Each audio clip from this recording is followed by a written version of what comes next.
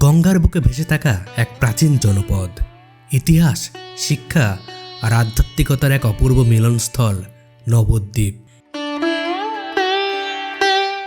একসময় বাংলার শক্তিশালী সেন রাজবংশের রাজধানী ছিল এই নবদ্বীপ। জ্ঞানচর্চা, সংস্কৃতি আর দর্শনের আলোয় আলোকিত এই নগরীকে বলা হতো বাংলার অক্সফোর্ড, যেখানে দূর দূরান্ত থেকে পণ্ডিতরা আসতেন বিদ্যা অর্জনের জন্য। কিন্তু ইতিহাসের পৃষ্ঠায় এক নাটকীয় মোড় আসে 1202 সালে। বখতিয়ার খিলজির আকস্মিক আক্রমণে পরাজিত হন রাজা লক্ষণ সেন, আর সেই ঘটনাই বাংলায় মুসলিম শাসনের সূচনার এক গুরুত্বপূর্ণ অধ্যায় হয়ে ওঠে। আজকের নবদ্বীপ শুধু ইতিহাস নয়, এক জীবন্ত ঐতিহ্য, যেখানে প্রতিটি গলি, প্রতিটি মন্দির আর প্রতিটি ঘাট বহন করে শতাব্দীর গল্প। স্বাগত আপনাকে নবদ্বীপের সেই অচেনা অচেনা গল্পের খোঁজে। নবদ্বীপের উত্তরে অবস্থিত প্রাচীন মায়াপুর। একসময় এই অঞ্চলের নাম ছিল রামচন্দ্রপুর। অনেক ঐতিহাসিক এবং গবেষকের মতে এই প্রাচীন মায়াপুরই হল শ্রী চৈতন্যদেবের প্রকৃত জন্মস্থান।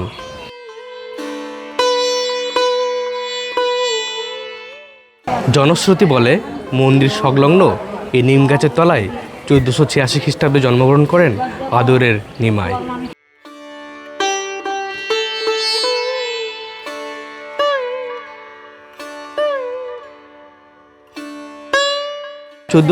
খ্রিস্টাব্দের দোল পূর্ণিমার পবিত্র তিথিতে পিতা জগন্নাথ মিশ্র ও মাতা শচীদেবীর ঘরে জন্ম নেন বিশ্বম্ভর মিশ্র।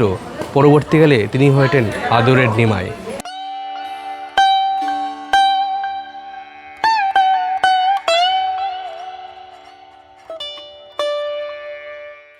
তবে মহাপ্রভুর জন্মস্থান নিয়ে বিতর্ক কম নেই। শ্রী ভক্তি বিনোদ গোস্বামী, যিনি কেদার দত্ত নামেও পরিচিত, গঙ্গার অপর পারে জলঙ্গির তীরে বর্তমান মায়াপুরে এক গভীর রাতে অলৌকিক আলোর জ্যোতি ও তুলসী বৃক্ষ দর্শন করেন।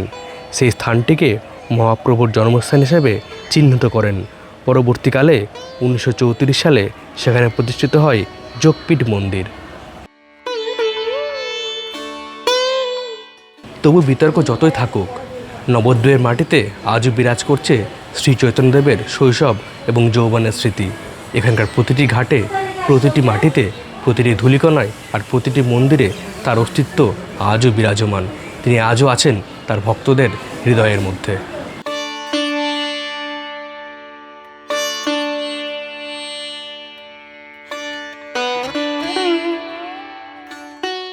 আমি এই মুহূর্তে রয়েছি ঠাকুর নরহরি শ্রীকৃষ্ণ সেবা মিশনের সামনে।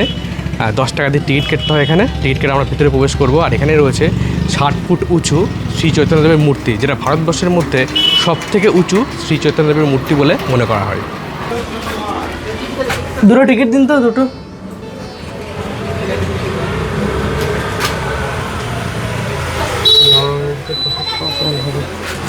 টিকিট কেটে নিয়েছি 10 টাকা করে, দুটো 20 টাকা।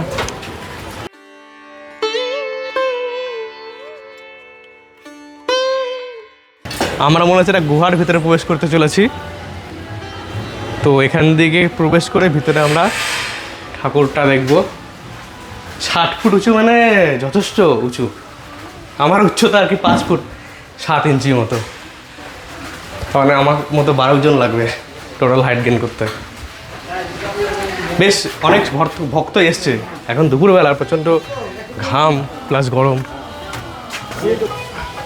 ভগবানের রাসলীলা হচ্ছে এখানে। এখানে হরিনাম সংকীর্তনের আবহে তৈরি করা হয়েছে। এদিকে বজরংবলী রয়েছে এখানে।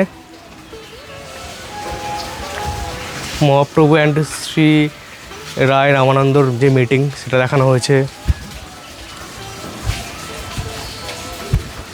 ঝাড়খণ্ডের জঙ্গলে পশু পাখির সঙ্গে মহাপ্রভু।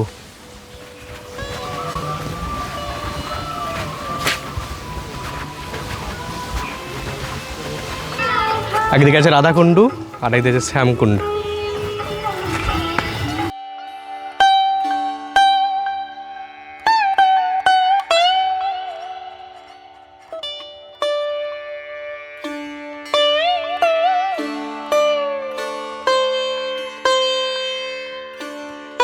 এখানে আমরা দেখছি অষ্টসখী রয়েছে শ্রীকৃষ্ণের সঙ্গে।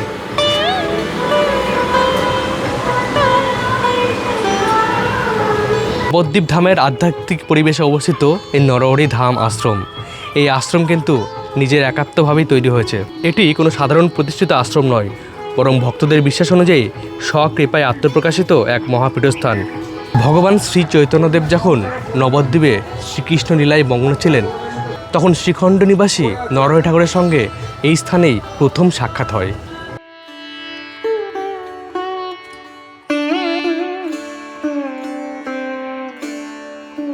প্রাচীন মায়াপুরের নরহরি ধাম দেখে আমরা যাচ্ছি ধামেশ্বর মন্দির দেখতে। আমাদের টোটো ভাড়া পড়েছে 20 টাকা করে। ওখানে আরও অনেক মন্দির রয়েছে, সেগুলো আমরা দেখব। তো আপনারাও দেখতে থাকুন আর আমাদের নবদ্বীপ পরিক্রমার সঙ্গে থাকুন, দেখতে থাকুন, দেখবো এবার জগৎটাকে। ভালো লাগে।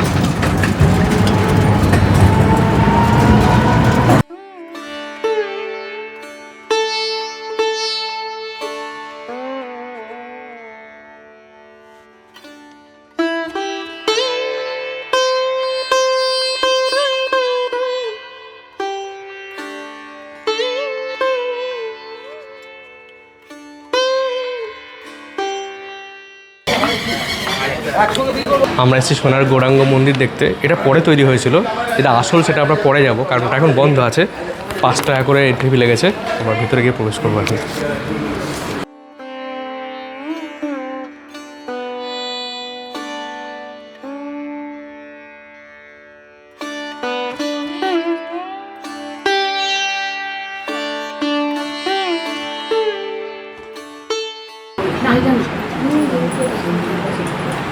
নবদ্বীপ মানে মন্দির। আমরা এখন রয়েছি শ্রী গৌর গোবিন্দ মন্দিরে। আর এই চত্বরে অনেক মন্দির রয়েছে, বেশিরভাগ মন্দিরই 5 টাকা করে এন্ট্রি ফি লাগছে। এই মন্দিরে কোনো এন্ট্রি ফি দিতে হয়নি আমাদের।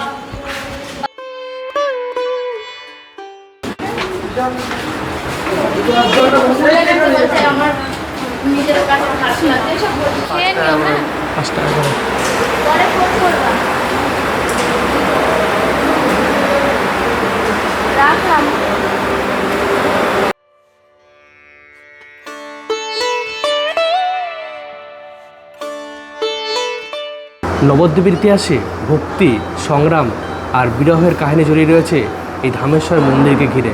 কথিত আছে বিষ্ণুপ্রিয়া দেবী নিজেই শ্রী চৈতন্যদেবের জীবিতকালেই তার একটি মূর্তি নির্মাণ করান।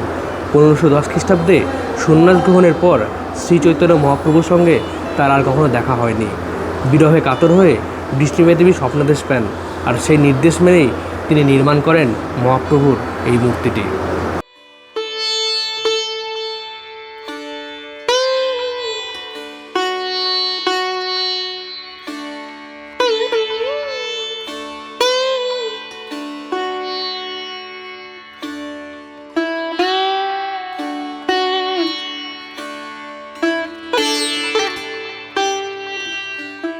আমরা এই মুহূর্তে রয়েছি নবদ্বীপের 12 শিব মন্দিরে। এর আগে আমরা বর্ধমানের 108 শিব মন্দির, কালনার 108 শিব মন্দির দেখেছি, কিন্তু নবদ্বীপের 12 শিব মন্দির আমি প্রথমবার দেখছি। এখানকার প্রত্যেকটি মন্দিরের ভিতরেই একটি করে শিবলিঙ্গ রয়েছে, আর সেখানে পূজা অর্চনা হয়, কারণ আমরা মালা ফুল এগুলো দেখলাম।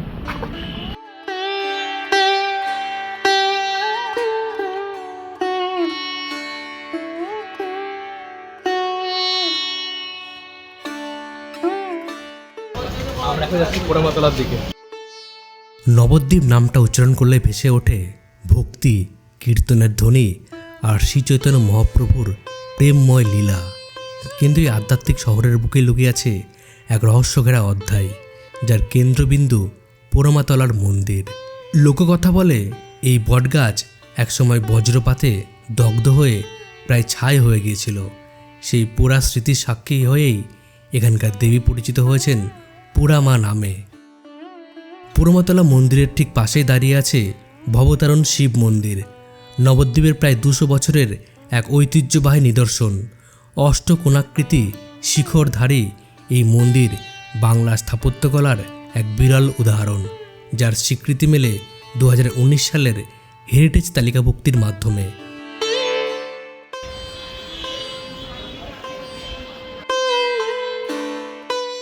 মা পরমাতলার মন্দির দেখে আমরা এখন যাচ্ছি সমাজবাড়ির মন্দিরে। তো এখন বিকাল হয়ে গেছে, সমাজবাড়ির মন্দিরটা মোটামুটি খোলা থাকে। তো সমাজবাড়ির মন্দির দর্শন করি, তারপর আমরা ডিসাইড করবো কোথায় যাবো। নবদ্বীপ মানে মন্দিরের শহর। প্রতিটি পদক্ষেপে আমি একটু না একটা মন্দির দেখতে পাবেন, আর মন্দিরগুলো বেশ পুরাতন। মানে এখানকার নবদ্বীপ শহর যেমন পুরাতন, মন্দিরগুলো ঠিক ততটাই পুরাতন।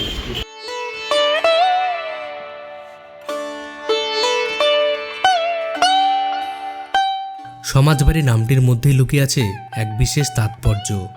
ভারতীয় আধ্যাত্মিক রীতি অনুযায়ী সাধক বা ভক্তদের চিতাভস্য বা সমাধির উপরে যে পবিত্র স্থান গড়ে ওঠে তাকেই বলা হয় সমাজ।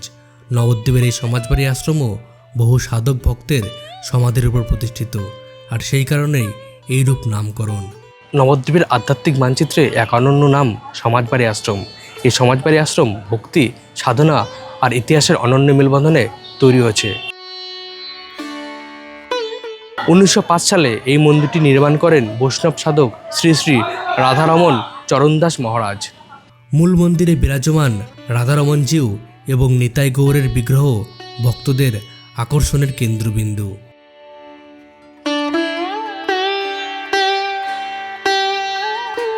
আমরা এসেছিলাম সোনারগঞ্জ মন্দির দেখতে, কিন্তু এখনো 5:30 বাজেনি, খোলেনি। আমরা এখন যাবো নবদ্বীপের জলের মন্দিরে।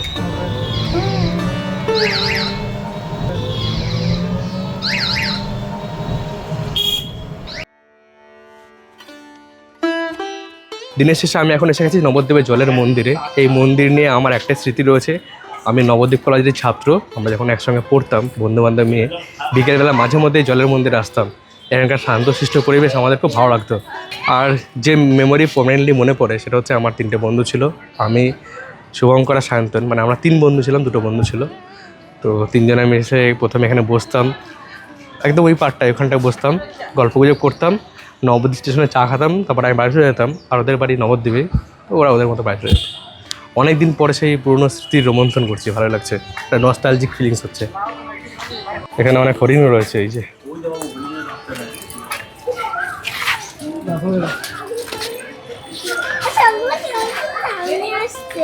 এইগুলো কি সিম হবে না নাকি?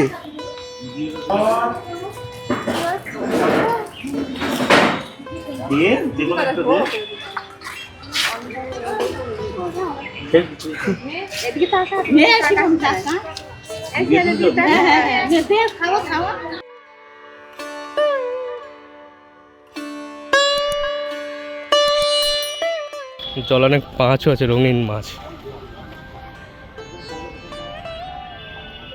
নবদ্বীপ শহরের একদম প্রান্তে নিভৃত আর শান্ত পরিবেশে লুকিয়ে আছে এক বৈষ্ণব তীর্থ জল মন্দির। স্থানীয়দের কাছে এটি আবার কোলের ডাগা মন্দির নামেও পরিচিত। চারিদিকে জলে ঘেরা এই মন্দির যেন ভেসে রয়েছে প্রকৃতির কোলে, সেই কারণেই এর নাম জল মন্দির। প্রতিদিন সকাল আর সন্ধ্যাবেলায় এখানে ভিড় জমে স্থানীয় ও দূর দূরান্ত থেকে আসা দর্শনার্থীদের। সবাই এক ঝলক দেখতে চায় এই অনন্য সৌন্দর্য। মন্দিরের প্রধান ফটক দিয়ে ঢুকতে চোখে পড়বে এক বিস্ময়কর দৃশ্য। চারিদিকে জলাশয়, আর ঠিক মাঝখানে দাঁড়িয়ে আছে সাদা রঙের একটি মন্দির। কিন্তু অবাক করার বিষয়, সেখানে যাওয়ার জন্য নেই কোনো সেতু, নেই কোনো সিঁড়ি, শুধু একপাশে বাঁধা রয়েছে একটি ছোট্ট নৌকা। তবে এই মন্দিরের ভিতরে সাধারণ দর্শনার্থীদের প্রবেশের অনুমতি নেই। শুধুমাত্র মন্দিরের পূজারী ব্রাহ্মণই নৌকা বেয়ে প্রতিদিন সকাল ও সন্ধ্যায় ভিতরে প্রবেশ করেন।